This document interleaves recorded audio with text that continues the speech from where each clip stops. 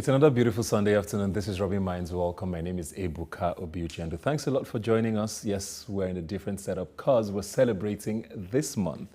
It's International Women's Month, and as you can see, I'm on the passenger seat today because I'm here to, would I call it the handover? I guess we'll call it the handover. How are you doing, Bola? I'm doing great, Ebuka. It's always so good to see you and to, be able to have a conversation with you. I'm really excited for this month. Yeah. The theme for International Women's Day is Choose to Challenge. And, as the years have gone by, we've seen International Women's Day really pick up speed and be on the front lines in terms of making sure that we're asking ourselves how are our causes being advanced? Yeah. So I'm excited. I like that you say it has picked up speed because people always say, oh, I thought it was a Women's Day. When did it become a Women's Month? Right. So in your opinion, why is that important to have stretched it out? Because I even see people say this is Women's History Month. Yeah. After Black History Month, Why is that important? I think for so many different reasons, Ebuka, you've always been one person that's advocated for equity when it comes to gender issues. And, a lot of people are still not like that. A lot of people are still not understanding why we need a day. As a woman, a young woman, in Nigeria, I know the challenges that I still go through and the issues of, gender inequality that I face, but my issues are not comparable to the average person who lives on the continent. And the month is to make sure that we highlight every single day one woman who's done an amazing achievement, and also what are the ways in which we can really bridge the gap as well. So you're going to be hosting and interviewing a couple of amazing women. What are you looking forward to getting out of all of this? Well, first of all, the lineup is insane. And I have to say the lineup is spectacular. Man, Ebuka, my guests today are spectacular, remarkable, formidable women. First off, I'm having Aisha Yusufu and then Agatha Amatha. I'm looking forward to finding out how these remarkable women really did what they did when it was not possible to do that. Now we're understanding that women can do anything and be anything. And the cause, the emergence of internet has really helped us hear from women from all over the world. But how did they do that? That's what the interviews are going to be about. When no one was going out to be a driver, when no one was, doing activism, how did you do that? So the conversations are going to be brilliant. Looking forward to it. I'm a little jealous, but I'm just going to be in the corner tapping into the knowledge. No, I mean, I'm really excited. I'm a huge fan of Rubbing Minds, so this is really exciting and it's such an honor, and thank you for having me, Ebuka. Please have fun with it. I will.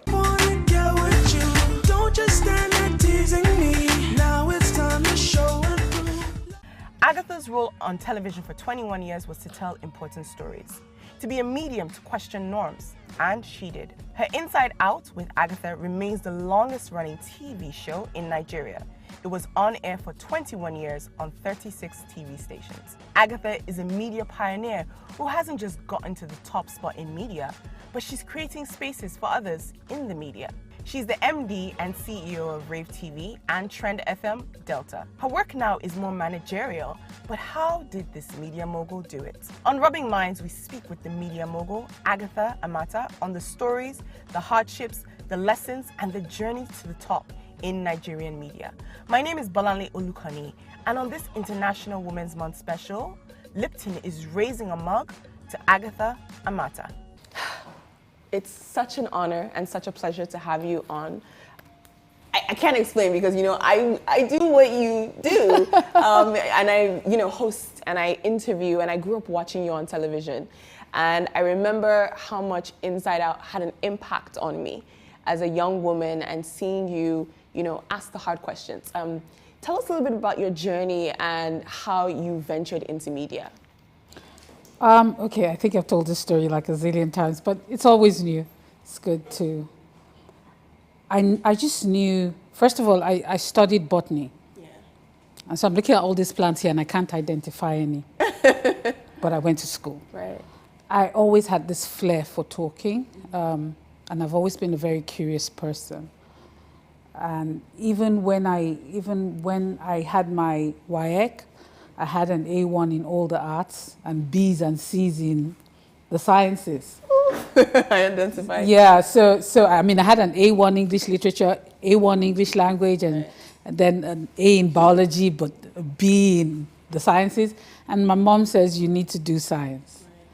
But I think arts and broadcasting came easy to me because I just knew I had the flair for it. And when I got married, and I was married to somebody who was in the media, that sort of became rekindled. And even though they were doing movies, I know I can't act to save my life. So I just often wondered, why don't we have talk shows? Because I used to love all the talk shows then. I could sit down when I travel and do nothing but watch talk shows, from Sally Jesse Raphael to Oprah to, there were so many of them then.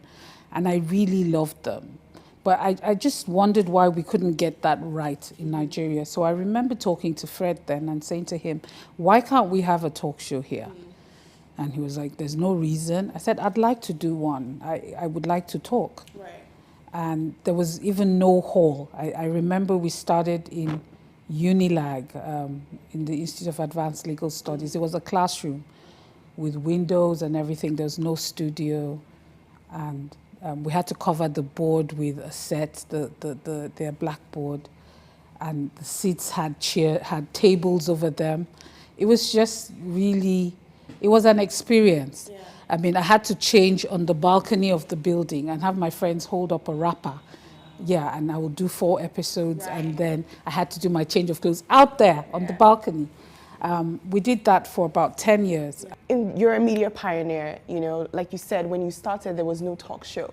And that whole structure of someone bringing people together and talking about very difficult stories, inspiring stories, that was something that we hadn't seen. Now, what role did gender play in that process for you? One of the things I've tried never to do is to look at gender when I want to do anything. Incidentally, Inside Out showed me that we had a lot of problems that were gender related. Right. Before that, there were a lot of things I took for granted, coming from the background I came from, where I was taught that no shouldn't even be anything to put you down. Just keep going. No means try the next person or convince this person. That's what, in my head, there's no negativity. Like, I can do anything I want to do. Right. I've always believed that. And so when I started the program, I didn't start it thinking, oh, it will be difficult for me because I'm a woman. I thought this would not be easy because Nigerians don't like to hear the truth or even tell the truth. And be honest about themselves, about their vulnerability, all of those things. You're judged when you come out to talk about anything that is perceived as being wrong. Oh, if your husband beats you, domestic violence, what did you do? It's not, oh, how could he have done that? It's, why did he beat you? What did you do wrong? You know, so to start to challenge the status quo then was a bit difficult. And for me, it wasn't because it wasn't a gender issue. It was just a Nigerian, that's the way I chose to see it. Okay. It was a Nigerian issue. In your head, you grew up not really thinking about gender. And it's interesting because I know that a lot of women who've achieved a lot and have broken societal norms, that tends to be a common theme. But as you're doing the show, you realize that the average person is dealing with a lot of issues that are based on gender. In what ways do you feel like that has changed compared to when you first started the show 21 years ago? And now, you know, society has evolved in some ways.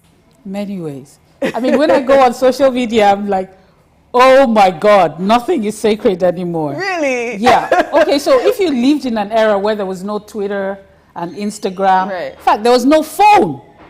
There was Intercellular as the first phone, I think, and then before that there was the landline. No, I mean for the mobile. Okay, right. So when you, I'm sure a lot of you cannot even comprehend I think that. It's called Nitel. Yes, Nitel. Oh my God, yeah, you said I think it's called Nitel. That's why I had to retire. We're not in the same generation. But I mean, when you've grown up in that kind of era where it is a taboo to say certain things, right. Where you cannot come out and publicly criticize or even complain about anything. And you look now and you see the amount of stuff that is I mean, you really can't even hide anything anymore. Right. And I think it's amazing. My problem with it is I don't think that this generation has channeled the power. NSAS was the first. I remember having a conversation with my son, and he was being really frustrated and telling me how nothing in this country has changed, that he watched one episode of my program from 20 years ago and the same things, we're still talking about the same things. And I said, everything is even worse now. Right. And he was like, so why should I blame the youth for all the things that I say they're doing wrong, according to him?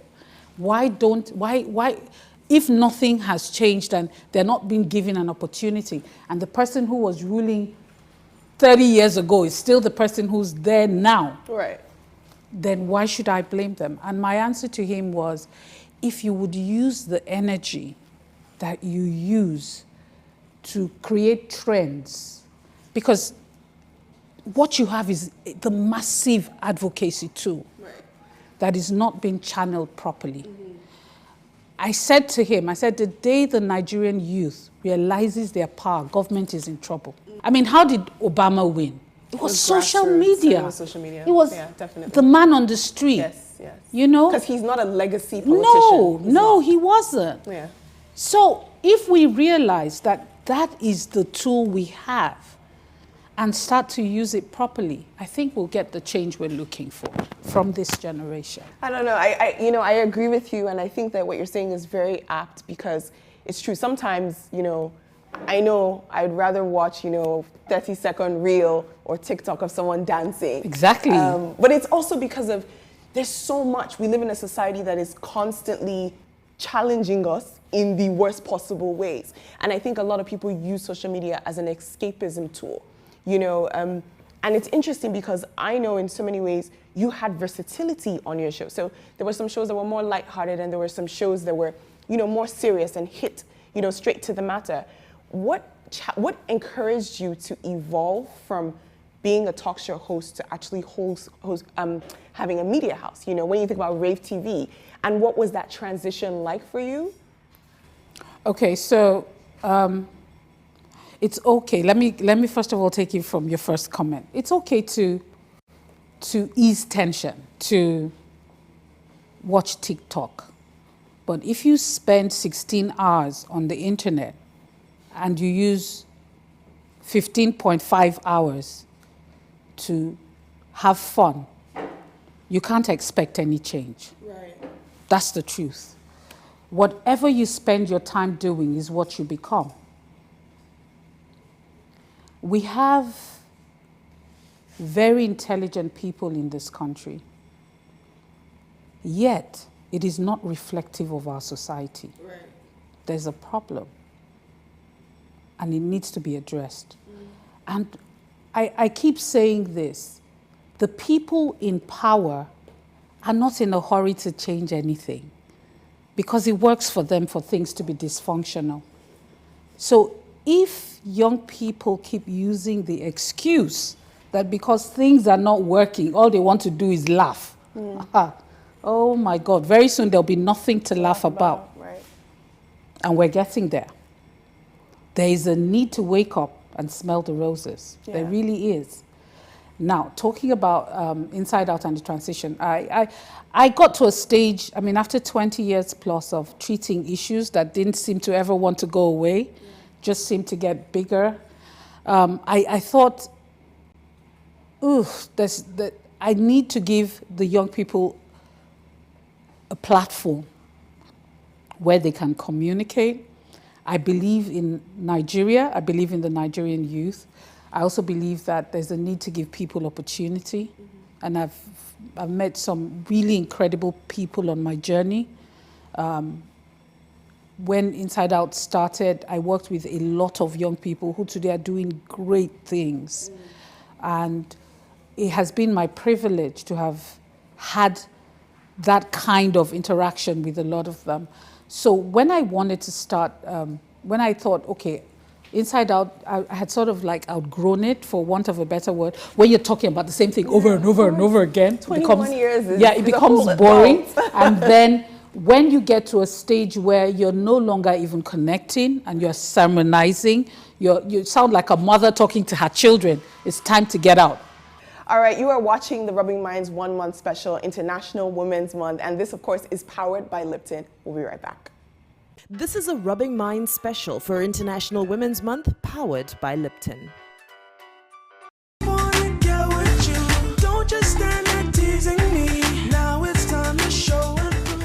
And in your experience, did you feel like there was a difference? I mean, when you're thinking of Inside Out, there's so many things that you did while there was administrative, but now you're a CEO of a media house. It's kind of different. Was there anywhere where your gender felt like an obstacle, and if so, how did you overcome that? Okay, so I would not say that I did not notice, but I would say that it has never been anything to stop me. Right. So if I go somewhere and I get a no, I say to you, you're making a mistake. Mm-hmm. Gender is only a problem if you acknowledge that it is. Right. Like anything else in life. That's the way I look at life. I do not see my gender as an issue. So while you're saying to me, you are a woman, I'm saying to you, I'm a human being. Mm.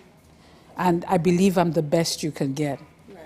As far as I put my mind to do it, as long as I want to do this thing, you can't get anybody better than me. You know, and this leads me into my next question, which would be, what do you think about the 50-50 rule, where some people are saying you need to make sure that if you have a team, it's 50% men, 50% women, you know, a form of affirmative action.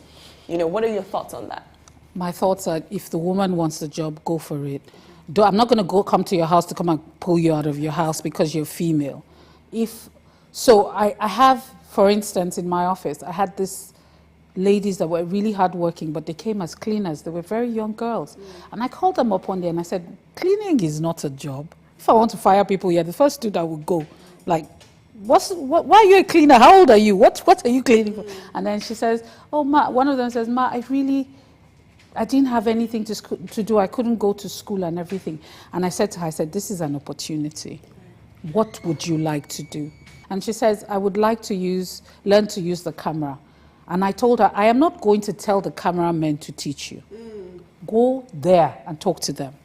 Do anything they ask you to do and learn. Right. She became one of the best camera hands we had. And she wore her camera jacket, what they call the crew jacket, like a badge. Like we get to an event, she just struts up to the front, like she's the one doing the interviews. And I said to her, every time I see her at an event, I always feel so proud. And I said to her, you're just posing. She said, Ma, what can I do? And she was really good. She's very creative with her shots. And today we have a few of them. Do you feel like women are better leaders? They are. Do I feel like? That's a statement of fact. Women are better leaders, but a lot of them don't even know it. So, you know, you have a gem in the raw that hasn't even discovered herself. And I say I've had young ladies come to me. There's always this entitlement that because I am female, I need special treatment that I see in a lot of young women, and they need to lose it. Even when I'm talking to people, women, for instance, single mothers, I have a foundation, the first thing I hear is, I'm a single mother, and I say, so what? Is that a badge? I'm a single mother, and I said, did I get you pregnant? Did I give you your children? That's your situation. You have 2 hands, you have 2 legs, you have 2 eyes, you're not blind. You have no excuse. So can we get past that? Then you tell me what you can do. Because you can't come to me and the first thing you tell me is your problem. Right. Before you tell me what you're offering me. Right. So what you're saying to me is, because I'm a single mother with 2 children, hire me. I'm not running an NGO. So I think women also need to start to look at themselves beyond their gender. Okay. And also beyond their situation. And try to find out what it is they have that they can offer. That is very important. And a lot of the time we let young girls, young women get away with doing that. So somebody comes to you, she needs help. She's not going to be asking you telling you what she can offer you. She's going to start to tell you her story. I don't care about your story. I have mine. Do you want to hear mine? If I tell you mine and it's bigger than yours, will you help me? And before we wrap up, you know, the theme for this month for International Women's Month is choose to challenge. You know, what are you choosing to challenge? So I choose to challenge women to rise up, to see themselves as partners, as equals, not looking for any special recognition or, what's the word now? assistance? Yes, Or they what? should think more of what they're bringing to the table. Their because gender doesn't make them handicapped. yes, it doesn't. They should stop. That's the word. Your gender is not a handicap. It's actually an asset. It is an asset because women are better leaders. They're better multitaskers. They're better many things. Emotional intelligence is stronger. Exactly. Exactly. And so they should start to bring that to the fore rather than the problem and the entitlement mentality and all of those things. Thank you again, Ma. Thank you so much for joining us. All right, you are watching the Rubbing Minds 1 month special, International Women's Month, and this, of course, is powered by Lipton. We'll be right back. This is a Rubbing Minds special for International Women's Month, powered by Lipton.